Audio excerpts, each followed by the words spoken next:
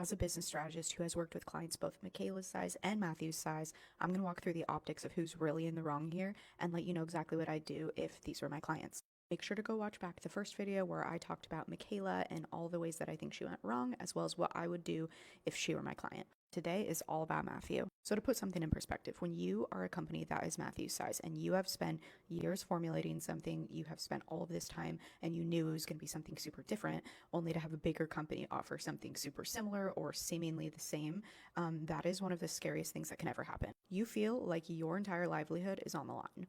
That being said, as a strategist, when someone comes to me telling me that there's a bigger company trying to rip them off, that does not scare me, and nor should that scare you. So his first big mistake was thinking that it was all going to be over because of this big company and that he had to do something drastic. Companies don't make good decisions based out of fear, and we've seen that time and time and time again.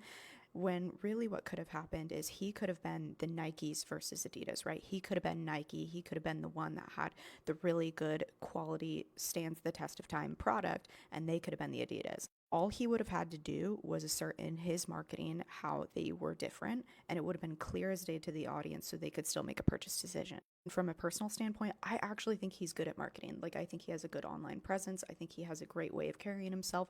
And so I think he was a few months away from naturally getting this attention on his own. And the facts are, he was relying 100% on Michaela to save the day and be the hero. Otherwise, why would he have created like 5 or 6 videos talking about the entire experience? So the biggest mistake that I think he made, long before the loan, long before anything else, is he really didn't believe his product would be seen as better.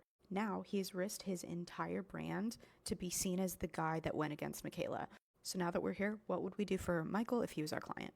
So his current reality is he probably is making sales. He's probably making quite a bit of sales. But the problem is that people are buying for the wrong reason. They're buying out of pity, or they're buying to help a small business, but they're not buying because of a fundamental belief in the product. And at the end of the day, your business is going to live or die based on how good the product is and how much they remember the brand. Instead of spending all of his time just like chilling on live and just like trying to stir up the drama, what he needs to do is he needs to make the product the hero again. What he needs to do is he needs to maximize the existing sales he's getting by having them do a TikTok shop review.